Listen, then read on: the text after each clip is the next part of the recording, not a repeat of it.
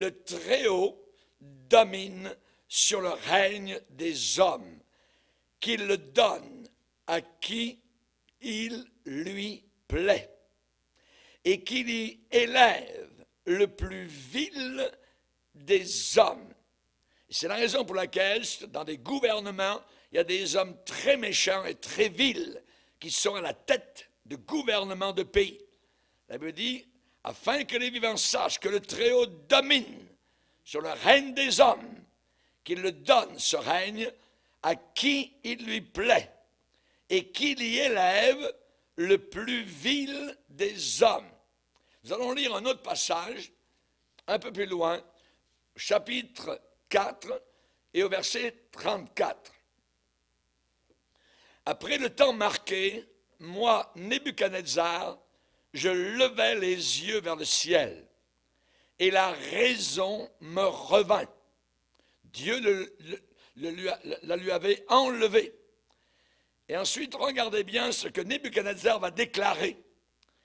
J'ai béni le Très-Haut, j'ai loué et glorifié celui qui vit éternellement, celui dont la domination est une domination éternelle et dont le règne subsiste de génération en génération. Tous les habitants de la terre ne sont à ses yeux que néant. Il agit comme il lui plaît, avec l'armée des cieux et avec les habitants de la terre. Et il n'y a personne qui résiste à sa main et qui lui dise « Que fais-tu » Seigneur, nous sommes devant toi et devant cette souveraineté, Seigneur, qui est déclarée en plein éclat, Seigneur, au travers des Saintes Écritures. Nous voulons nous soumettre à ta personne. Nous voulons te connaître dans ta bonté, dans ton autorité, dans ta justice et dans ta miséricorde. Nous te demandons, Seigneur, de bénir les réflexions de nos cœurs. Nous qui sommes parvenus à la fin des siècles, nous te demandons ces choses dans le nom puissant de Jésus-Christ. Amen. Et tout le peuple dit Amen. Gloire à Dieu. On peut s'asseoir, frères et sœurs, chers amis. La deuxième partie de ce grand message. Nous allons voir particulièrement donc, c'est ça, nous sommes rendus donc au troisième pilier. Et particulièrement donc ce soir, j'aimerais vous parler sur la souveraineté du Seigneur. On sait, on a vu ce matin que l'Antéchrist qui s'en vient sur cette terre, eh bien, aura une puissance inimaginable et globale, et cette puissance lui sera donnée par Satan. Satan, le diable, va lui donner l'autorité donc qu'il aura. Et évidemment donc, cette autorité sera donnée par le diable, et évidemment ce qui lui aura été donné lui sera aussi repris. Et évidemment, on sait que l'Antéchrist n'aurait pas pu, ne pourrait pas régner si cela n'avait pas été donné premièrement par le ciel. Donc Dieu est au-dessus, Satan est au-dessous, et Satan donne sa puissance à ceux qui lui ont donné leur âme, leur vie, leur corps, et qui lui obéissent. Évidemment, l'homme est une personne particulière, parce qu'elle a été créée avec une volonté libre. Une volonté libre. L'homme peut choisir. L'homme peut faire ce qu'il veut. Il a la liberté de choisir. Lorsque vous êtes devant une tentation qui va vous amener dans le péché, si vous vous y soumettez, vous êtes dans un état de liberté. Vous êtes libre donc de faire soit le mal, soit de résister au mal et de faire ce qui est bien. Et cela, évidemment, c'est quelque chose de puissant que Dieu nous a accordé à tous. Et on sait particulièrement que Dieu va haïr l'idolâtrie du monde entier qui sera tournée vers l'Antéchrist. Exactement comme il a haï l'idolâtrie du peuple allemand que le peuple allemand avait envers Hitler.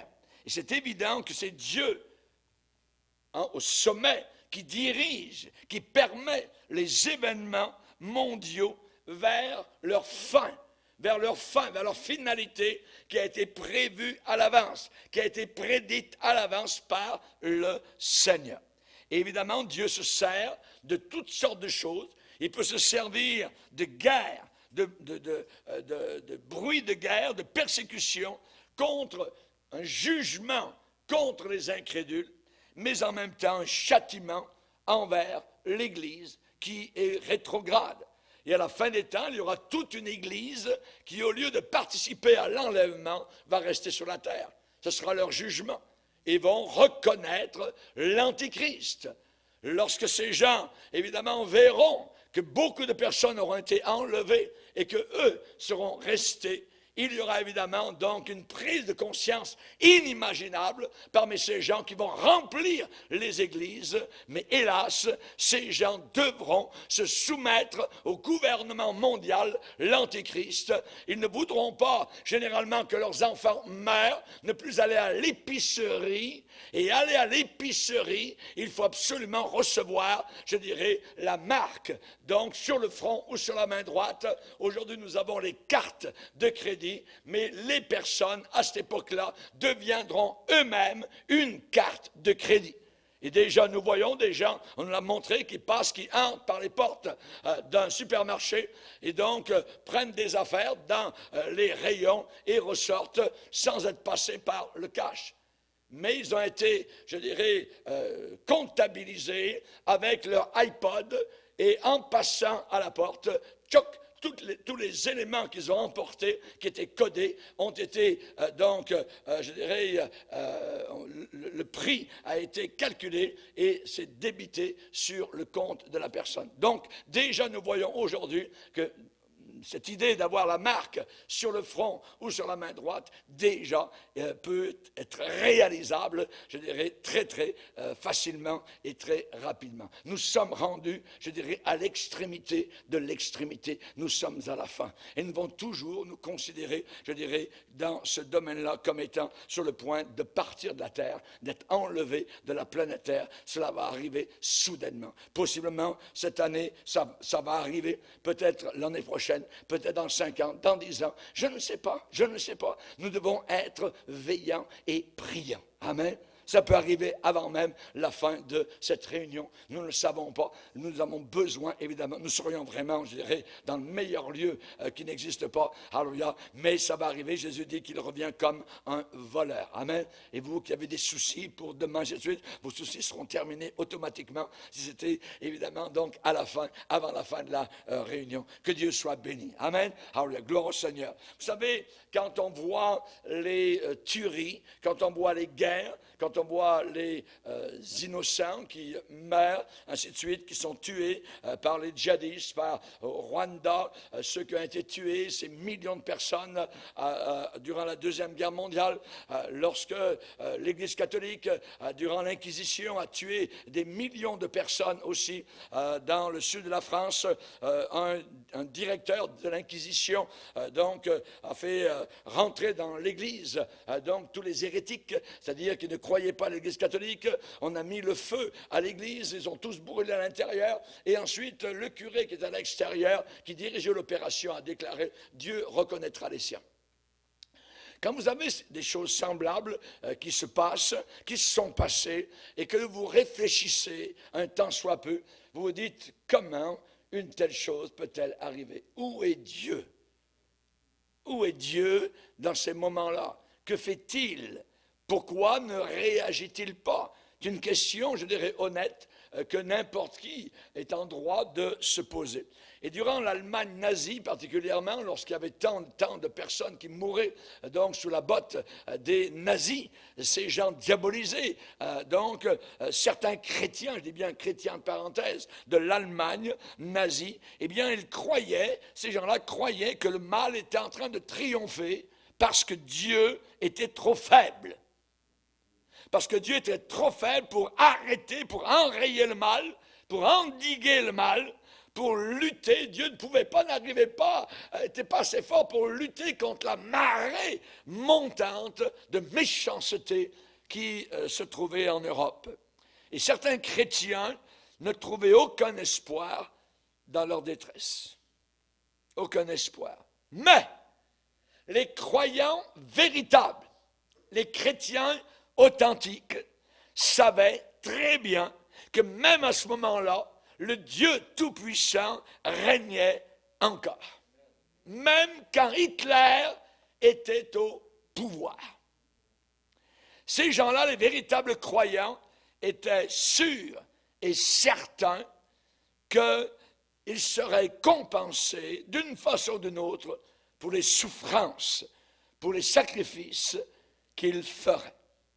Et ces véritables chrétiens, dans ces moments terribles, évidemment, étaient soutenus par une seule chose, la Bible et ses promesses. La Bible et ses promesses, par les convictions de la parole de Dieu.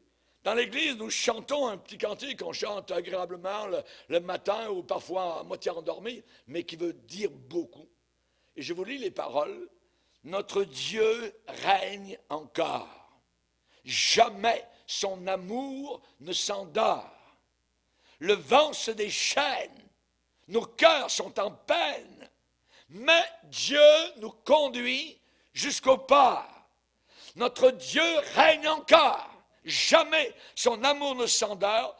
Ce qu'il nous promet reste vrai. À jamais, notre Dieu règne encore. Alléluia. Je crois, amen, ce cantique-là qui est inspiré évidemment de la parole du Seigneur. Les disciples ont fait face à des tempêtes d'un autre genre, mais ils étaient prêts quasiment à mourir. Nous périssons, Seigneur. Jésus s'est levé et en un instant, par une parole, a ramené l'eau calme comme du verre. Les disciples ont dit, mais qui est cet homme? Il y a un instant, c'est la tempête, le vent, il se lève, il parle, pouf. Notre Dieu règne encore. Alléluia. Il règne dans ta vie. Il règne dans ta tempête. Et Jésus s'est retourné vers ses disciples, leur a dit, où est votre foi? Où est votre foi? Quand on a une mauvaise nouvelle, quand la peur nous envahit, on peut comprendre cela jusqu'à un certain point. Si vous laissez la peur vous dominer, c'est la foi qui va s'en aller. Et si vous laissez à la porte la foi, et quand la peur vient frapper, et que la foi ouvre, la peur disparaît et s'en va. C'est l'un ou l'autre. Ça ne peut pas être les deux à la fois. Nous avons besoin, dans les temps dans lesquels nous sommes, de bien savoir cette grande vérité-là. La Bible dit que nous sommes soutenus par les promesses de Dieu. Nous vivons par la parole, nous vivons par des promesses. Même les islamistes, nous chrétiens, nous appellent le peuple du livre. Et nous devons être à la hauteur de ce nom-là. Le peuple du livre. C'est la raison pour laquelle l'apôtre Paul va écrire aux Corinthiens en disant, c'est pourquoi nous ne perdons pas courage. Et lors même que notre homme extérieur, l'enveloppe, se détruit, notre homme intérieur se renouvelle de jour en jour. Car nos légères afflictions, et relisez la vie de l'apôtre Paul, vous verrez légères afflictions, tout ce qu'il a vécu. Il dit, nos légères afflictions du moment présent produisent pour nous, au-delà de toute mesure, un poids éternel de gloire. Aimeriez-vous marcher pour l'éternité avec un poids de gloire sur vos épaules? C'est ce qui nous attend. C'est ce qui nous attend. Parce que nous regardons non pas aux choses visibles, celles qu'on voit, mais nous regardons à celles qui sont invisibles, parce que les choses visibles sont passagères et les invisibles sont éternelles. Éternelles. Alléluia. Paul, tu as raison de dire, j'estime que les souffrances, les difficultés, les épreuves du moment actuel n'ont aucune comparaison avec la gloire qui nous attend. Aucune comparaison. C'est même pas comparable avec ce qui nous attend dans la gloire éternelle. Alléluia. Gloire au Seigneur. N'oubliez pas que toute autorité qui existe sur cette terre est déléguée par Dieu, est accordée par Dieu. Nous pouvons avoir le pire des mécréants à la tête d'un pays, mais Dieu l'a permis. Sinon, il ne serait pas là. Sinon, il ne serait pas là. Toute autorité déléguée par Dieu, accordée par Dieu, donnée de Dieu. Et ceci nous donne de la confiance, même quand il y a des rois qui sont, ou des premiers ministres très méchants et qui accèdent au pouvoir. C'est la persécution. C'est cela qui sépare, qui divise les brebis des boucs. Les boucs ne supportent pas la persécution. Si votre vie est en jeu, si la vie de vos enfants est en jeu à cause de vous, et qu'on vous demande de prendre parti pour Jésus ou de le refuser, les boucs s'en vont. Les boucs ne résistent pas. C'est la persécution qui produit cela. Et dans ce sens-là, elle est bonne, la persécution, parce qu'elle sépare et elle divise toujours, voyez, les vrais pasteurs, des mercenaires, les brebis d'avec les fausses brebis, les boucs. La persécution soit va pousser les gens dans les bras de Dieu, ou bien va les abandonner à leur destin. Jésus a dit que certains quittent parce qu'ils ne peuvent pas supporter les épreuves. Dès qu'arrive une épreuve à cause de la parole de Dieu, ils quittent, ils abandonnent. Oh, c'est ça, la vie chrétienne. Oh, c'était mieux avant, les païens sont mieux. Vous savez, ce genre de raisonnement, c'est très dangereux. C'est très dangereux. Ça peut vous éjecter. Ne soyez pas dans une église assis sur un siège éjectable. Parce qu'il n'y a pas de parachute. Dieu, chers amis, tient toutes choses au contrôle, même si je ne comprends rien du tout. Rien. Mais pourquoi cela, Seigneur? Qu'est-ce qui se passe? J'ai bien fait, j'ai agi correctement, et voilà le résultat. Imaginez tout ce qui a dû se passer dans la tête de Joseph. Joseph, jeune homme, qui se retrouve en prison, en Égypte, vendu, haï par ses frères. Il n'a rien fait de mal particulièrement. Imaginez de rentrer un peu dans ses souliers, dans sa tête, et les réflexions qu'il a dû avoir. Mais il est resté fidèle au Seigneur. Et quand la femme a voulu coucher avec lui, jamais madame. Comment commettrais-je un aussi grand péché contre Dieu? Chers amis, j'aimerais vous dire durant cette année particulièrement, faites tout en votre pouvoir pour ancrer, c'est un terme marine. Je suis un ancien marin, j'aime beaucoup les choses marines. Pour ancrer votre vie dans la parole de Dieu. Une ancre, c'est quelque chose normalement qui doit être solide. Ça empêche le navire d'aller s'échouer, s'écraser contre les rochers, qu'il soit entraîné par les vagues, qu'il soit renversé totalement. C'est l'ancre qui tient le navire. Et la Bible nous parle que nous, chrétiens, nous avons une ancre. Elle est décrite par deux adjectifs, sûre et solide. Elle est sûre, ça veut dire elle est certaine, et elle est solide. Ce n'est pas quelque chose de frêle. Le salut dans lequel nous sommes entrés n'est pas quelque chose qui est léger, qui va s'effriter au moindre vent. Absolument pas. C'est du puissant. C'est fort. C'est si grand. La Bible parle d'un si grand salut. Lisez avec moi dans Hébreux. Dans Hébreux, chapitre 6.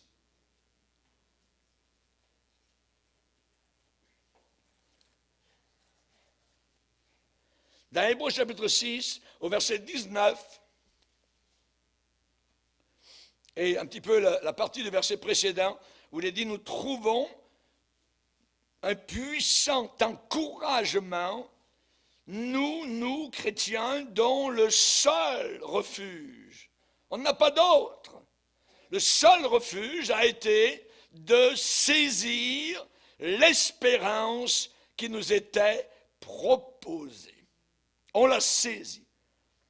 Et ensuite, il est dit, cette espérance du ciel, vivre avec Jésus pour l'éternité, d'éviter l'enfer. Cette espérance, nous la possédons comme, et voilà l'image que le Saint-Esprit emploie, comme une ancre de l'âme, sûre et solide. Elle pénètre au-delà du voile, là où Jésus est entré pour nous comme précurseur. Donc cette espérance, nous la possédons comme une ancre de l'âme. Est-ce que ton âme, mon frère, est ancrée en Jésus, ancrée dans l'espérance? Je me rappelle toujours, j'ai navigué sur plusieurs navires. Mon premier navire était immense, plus de 200 mètres de long, un pétrolier norvégien. Et je me rappelle, lorsque l'on arrivait à certains endroits où on ne pouvait pas accoster au quai, alors on envoyait l'ancre dans le fond. Et là, il y avait un système de descente de l'ancre. Donc, c'est une immense ancre, très lourde, vous voyez, en fer, et qui, lorsqu'elle descend, la chaîne, en descendant, fait quasiment des flammes. Mets pas ton doigt là, ça va être terrible. Et là, l'ancre descend, vous voyez, et ensuite, elle tombe dans l'eau, et ensuite, le bateau légèrement machine arrière. Et ensuite, on sent que l'ancre a pris dans le fond. Elle a accroché contre, je dirais, elle s'est accrochée. Et le bateau, maintenant, est sécurisé. On peut voir la côte, pas très loin. On ne peut pas y aller, alors on descend des embarcations pour se rendre sur la côte. Donc, mais le bateau est sécurisé. Et c'est important de savoir ce qu'est une ancre. Une ancre, un bateau sans ancre, c'est comme si vous étiez dans votre voiture et vous partez le moteur et ensuite faites un bon petit sommeil, donc derrière le volant. C'est à peu près pareil. Un bateau sans ancre va s'échouer. Ça va être beaucoup de dommages. Nous avons une ancre de salut, une âme ancrée, l'ancre de l'âme, l'ancre de ton âme. Si tu n'as aucune ancre, tu vas t'en aller sur les rivages du monde, tu vas t'en aller bing, bong, bing, tu vas voir la vie tout à l'envers, je ne sais plus où j'en suis, ainsi de suite. Donc, et tu n'auras plus cette relation avec le Seigneur. Cette ancre, il faut la voir, elle est sûre, c'est certain. Tu es sauvé ou tu n'es pas sauvé. Tu ne peux pas être au milieu. La question que l'on posait quand on allait témoigner auparavant, c'est encore la même aujourd'hui, es-tu sauvé? Pour qui tu te prends? Oui.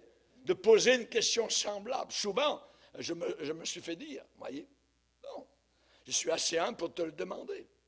Moi, je suis sauvé par la grâce de Dieu, par le pardon de Dieu. Il faut être assez humble, évidemment, pour venir au pied de la croix et reconnaître qu'on a besoin du salut.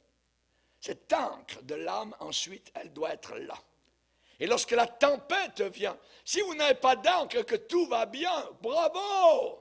Mais tôt ou tard, le climat spirituel change et il vous arrive, bing, bang, bang, le diable se déchaîne contre vous, une maladie, une mauvaise nouvelle, au bureau de poste, ainsi de suite. Et là, si vous n'avez pas d'encre sûre et solide, vous êtes, je dirais, comme on dit ici, bardassé d'un côté et d'autre, votre vie spirituelle s'effondre et vous commencez à disparaître de l'Église.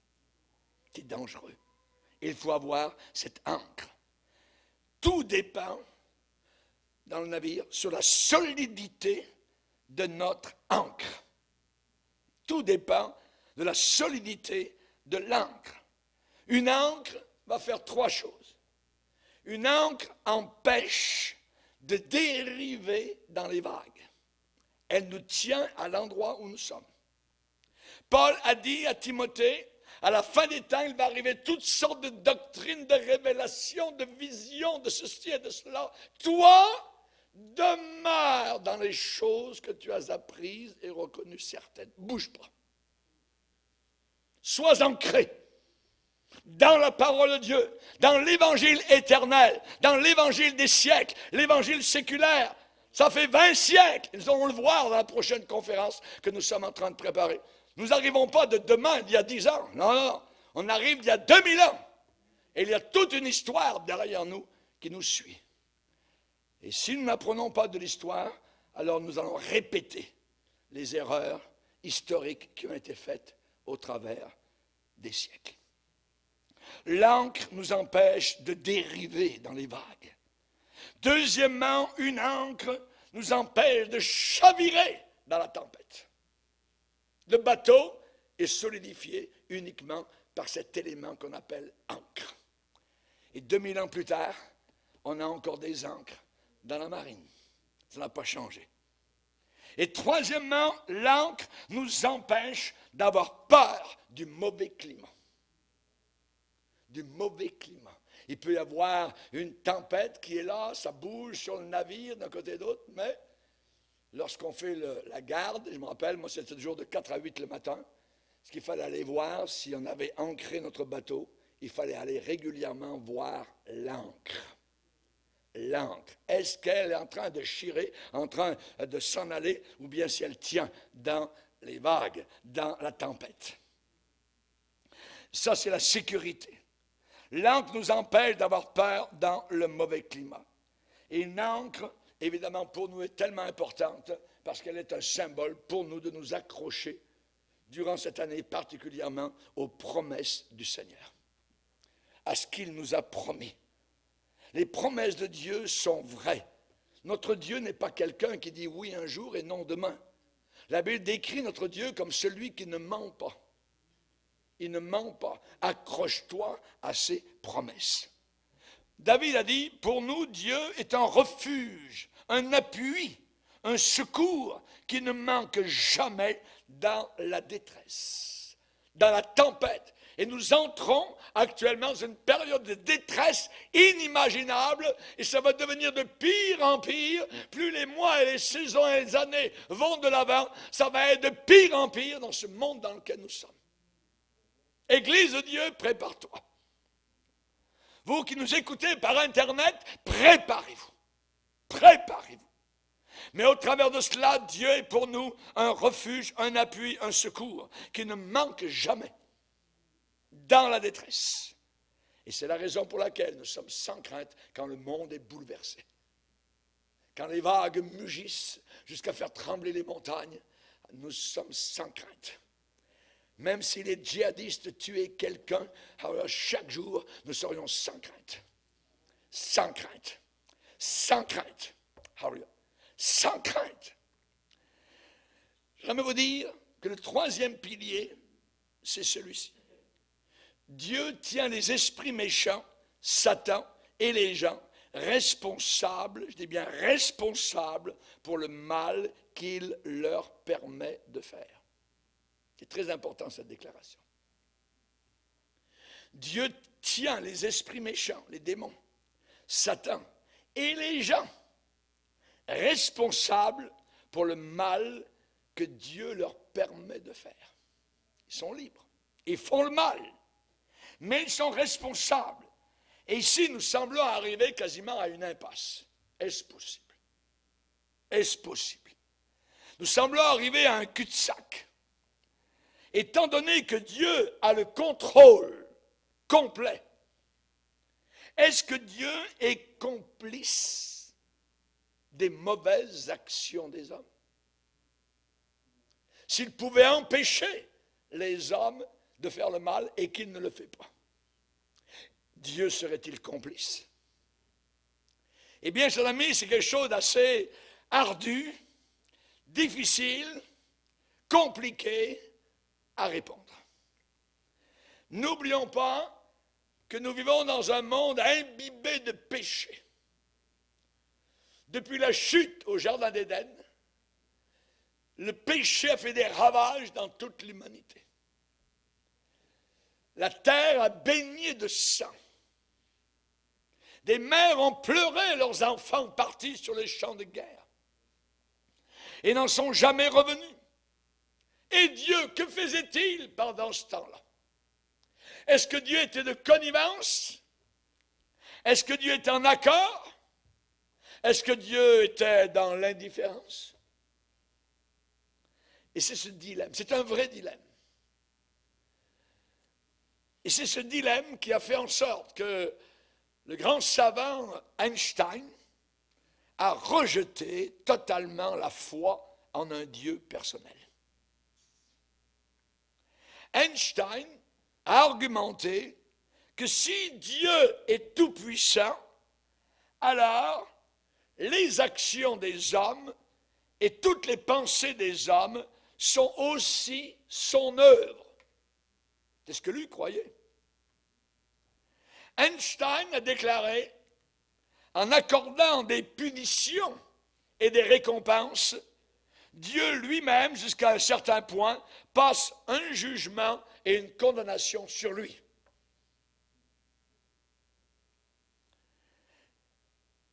Comment tout cela peut-il s'associer, dit Einstein, avec la bonté de Dieu, avec la justice qui lui sont attribuées? En réalité, Einstein a exprimé nos luttes personnelles. Pourquoi, Seigneur, une telle chose est-elle arrivée? Ça nous est arrivé aussi à nous, dans nos pensées. On n'a pas compris. Et parfois même, peut-être, on ne comprend pas encore. Et peut-être, je dirais que nous ne comprendrons jamais tant que nous sommes ici-bas sur cette terre.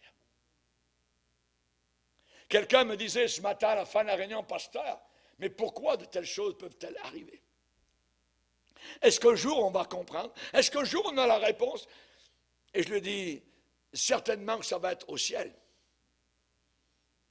La Bible dit qu'au ciel, nous serons connus, que nous, au ciel, nous connaîtrons comme nous avons été connus ici-bas sur terre.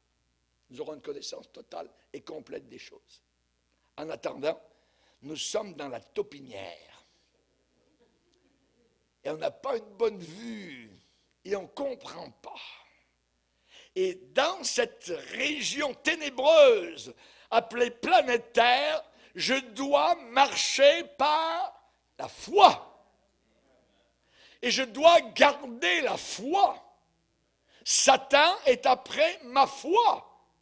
Pierre, Satan t'a réclamé pour te cribler comme du froment, mais j'ai prié afin que ta foi ne défaille pas.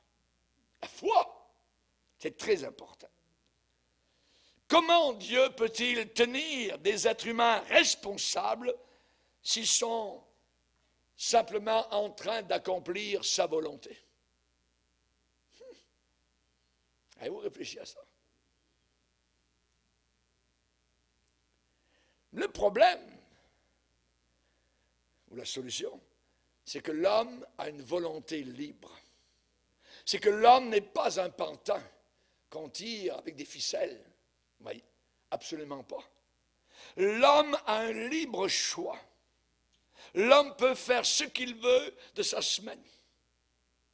Vous pouvez continuer à aller dans le péché, à convoiter, vous pouvez continuer à vivre dans le concubinage, vous pouvez continuer à mentir, vous pouvez continuer, si vous êtes libre. C'est ce libre choix que Dieu nous a accordé. Mais pour tout cela, sache que Dieu t'appellera en jugement. C'est ce que la Bible déclare. Donc nous sommes responsables à part entière.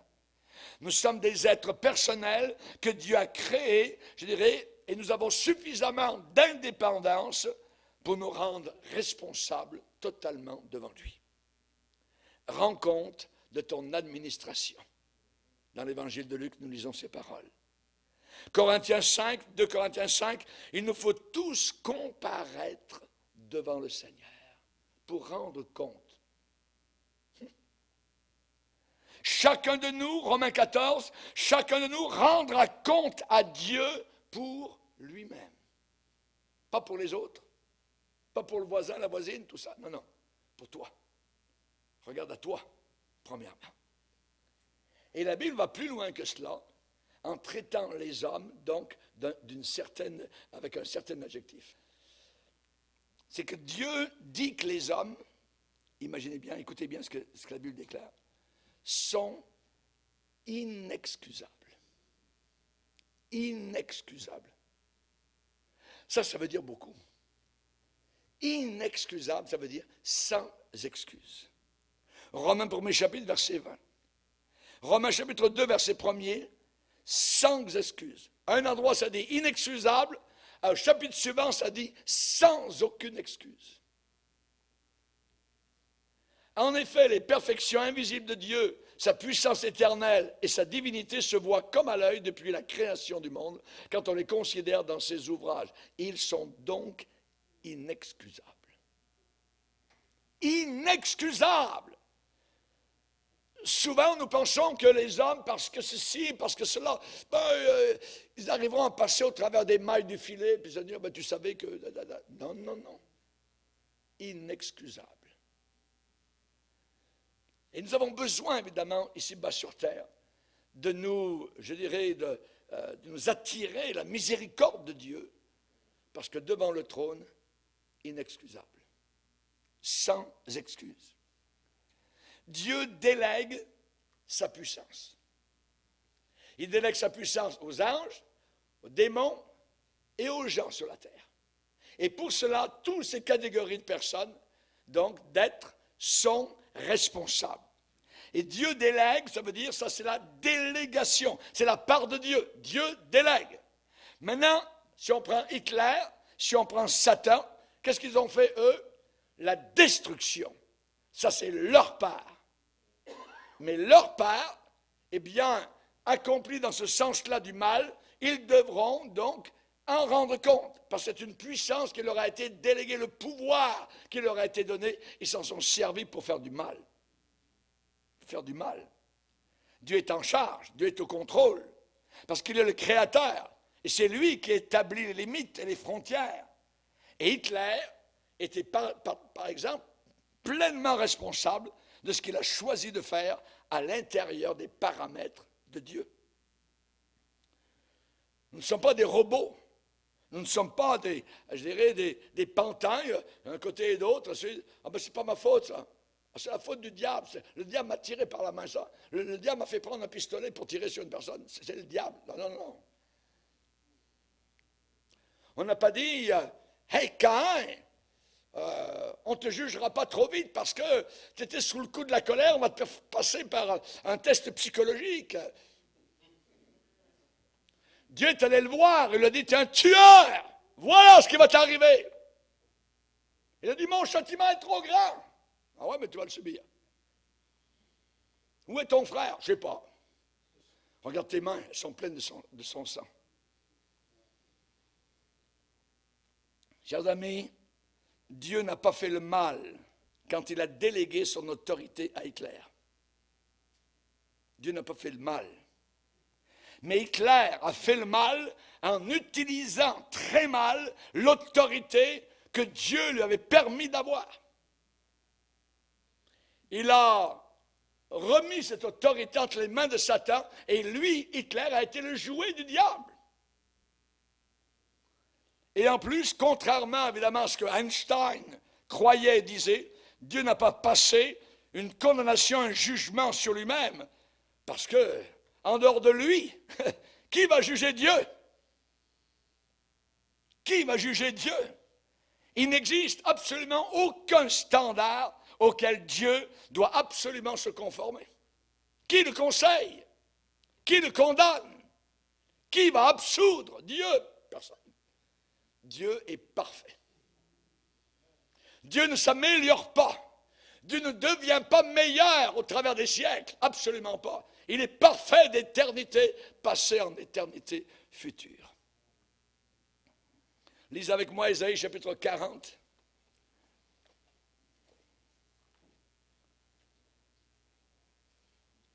Ésaïe chapitre 40. Moi j'ai intitulé ce chapitre « Qui ?» Parce que ce mot « qui » revient 14 fois. Verset 12. Qui a mesuré les eaux dans le creux de sa main? Qui a pris les dimensions des cieux avec la paume? Un peu plus loin, qui a pesé les montagnes au crochet? Verset 13. Qui a sondé l'esprit de l'Éternel? Qui l'a éclairé de ses conseils? Qu'est-ce qu'il peut dire à Dieu? Je vais te conseiller, Seigneur. Donne un petit conseil. Non, non, non. Avec qui, verset 14, a-t-il délibéré pour en recevoir de l'instruction? Qui lui a appris le sentier de la justice? Qui lui a enseigné la sagesse?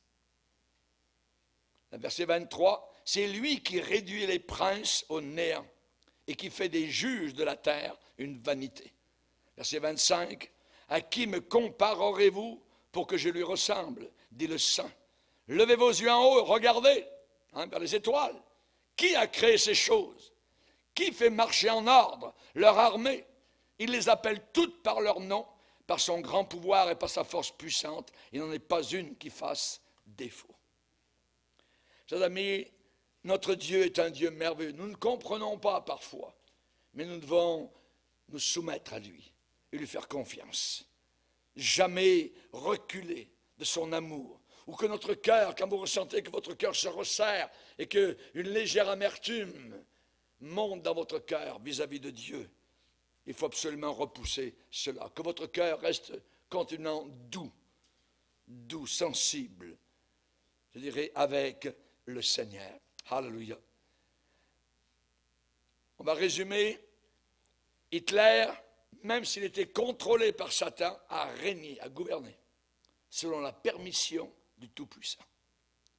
Et Dieu a donné, a accordé à Satan la latitude, la liberté de séduire Hitler. Et Hitler lui-même a fait les choix qui l'ont conduit à de telles séductions, à de tels égarements, à de telles atrocités, à de telles folies, à de tels mensonges. Et je dirais que le quatrième, pilier, c'est que l'histoire humaine va s'achever, nous allons vers la fin, selon le plan de Dieu. Et non pas le plan du diable. Il ne devrait pas y avoir aucun doute là-dessus dans nos esprits, dans nos pensées.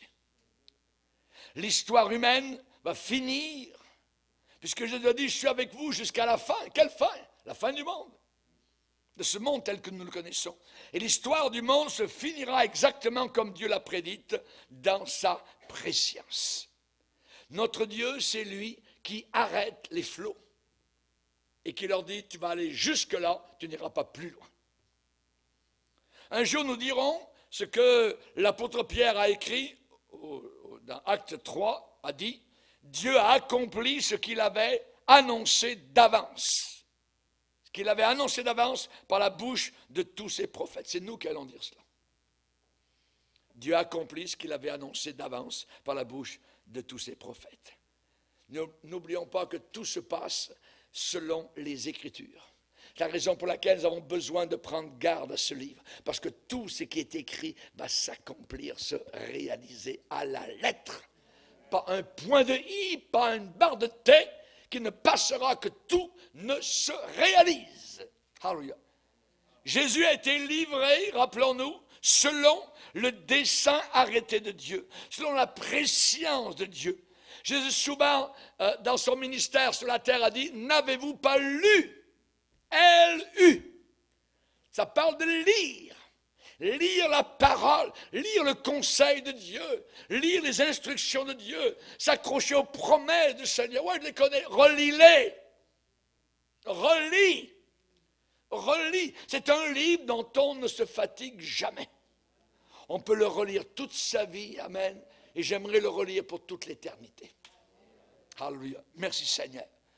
Jésus a dit, ô homme sans intelligence, dont le cœur est lent à croire tout ce qu'ont dit les prophètes. Ne fallait-il pas que le Christ souffre ces choses et qu'il entre dans sa gloire? Et commençant par Moïse et tous les prophètes, il leur ouvrit les Saintes Écritures pour leur montrer que ce qui se passait était selon les Écritures. Selon les Écritures. Jésus, je le répète, est venu sur la terre selon les Écritures. Il est mort selon les Écritures. Il a été cloué selon les Écritures. Il a été enterré selon les Écritures. Il est monté au ciel selon les Écritures. Il va revenir chercher son Église. Alors, il y a au-dessus de la terre. Il va l'enlever selon les Écritures. Alors, nous allons aller aux noces de l'agneau dans la gloire. Pendant ce temps-là, sur la terre, l'Antichrist va faire un ravage inimaginable. Une époque terrible de 7 années que le monde n'a jamais connue. Avec des guerres, avec le sang qui va couler jusqu'aux morts des chevaux, les gens qui vont se tuer, des famines, un tiers de la terre, des habitants de la terre qui vont mourir. Je ne veux pas participer à ces choses-là. Je veux partir, je veux être enlevé, je veux échapper à ces choses-là. Jésus dit, priez afin que vous ayez la force d'échapper à ces choses qui s'en viennent sur la planète. Alléluia. Chers amis, j'aimerais terminer en disant le 5e pilier, c'est que nous devons nous reposer totalement et complètement sur la sagesse des voies de Dieu. Nous reposer totalement sur la sagesse des voies de Dieu.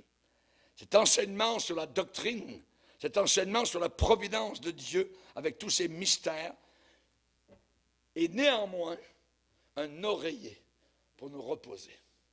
Je me repose sur le Seigneur. Je ne comprends pas, mais je me repose sur Dieu.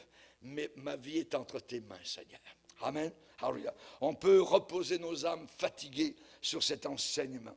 Hitler s'est servi très souvent des mots destin, des mots providence, sort, de façon interchangeable, mais à la lumière, je dirais, de sa carrière, il aurait été plus précis s'il avait utilisé uniquement le mot sort. Sort. Voyez, exclusivement. Pourquoi? Parce que c'était donné à Satan qui fait de grandes promesses mensongères, mais qui, à la fin, n'en accomplit aucune. Il promet mer et monde et il accorde du vent et des cendres. C'est tout ce qu'il donne, voyez. Et les gens ne disent même pas, c'est du mensonge que j'ai dans la main. Du mensonge que j'ai dans la main. Hitler a été le jouet de Satan, a été sa marionnette. Il a promis, voyez, à tout le peuple allemand. Et le résultat, des millions de personnes sont mortes. Environ 50 millions et 60 millions. C'est terrible. Il a été une victime de forces sataniques au-delà de son pouvoir et de son contrôle. Nous, les chrétiens, je vous dirai en terminant qu'il faut se reposer véritablement dans la doctrine de la providence de Dieu. Dieu fait concourir toutes choses à notre bien. À notre bien. Il fait concourir toutes choses, les bonnes et les mauvaises, mais ça arrive en finalité à notre bien. Amen. C'est cette providence qui voit les moineaux tomber à terre, cette providence qui connaît le nombre de cheveux sur notre tête. Les chrétiens ne croient pas, je dirais, au sort. Nous ne croyons pas à un destin, il fallait que ça arrive. Nous ne sommes pas comme les musulmans, Inch'Allah, voyez, il fallait que ça arrive absolument pas, voyez. Nous ne vivons pas par le sort, nous vivons par la foi. Par la foi, amen, hallelujah. Nous ne sommes pas de ceux qui se retirent pour se perdre, mais nous sommes de ceux qui ont la foi pour sauver leur âme jusqu'à la fin. Persévère mon frère et ma sœur, et un jour je serai avec toi et je te prendrai par le cou dans la gloire éternelle. Amen. Alléluia, gloire au Seigneur. Seigneur, nous sommes devant toi et nous voulons te bénir. Seigneur, nous te remercions parce que nous remettons toutes choses entre tes mains. Les choses que nous comprenons, les choses que nous ne comprenons pas. Tu es le Dieu, Seigneur Jésus, qui connaît de loin. Tu connais de haut, Seigneur, et nous sommes d'en bas. Nous sommes de la terre, Seigneur. Nous ne connaissons pas tout, Seigneur. Et nous avons besoin, Seigneur, de marcher avec toi, main dans la main. Seigneur, nous te bénissons, car tu as parlé, Seigneur, de l'épreuve de la foi. qui est plus précieuse que l'or périssable, afin que le résultat soit la louange, la gloire et l'honneur lorsque Jésus apparaîtra. C'est cela, Seigneur Jésus, c'est vers cela que nous voulons nous diriger, te voir, Seigneur, vivre avec toi et te bénir et te louer, t'adorer à jamais, Seigneur, car tu nous as extirpés des flammes éternelles de l'enfer par ton sang précieux. Merci Jésus. Au nom de Jésus, notre Sauveur, nous prions ces choses. Amen. Et tout le peuple dit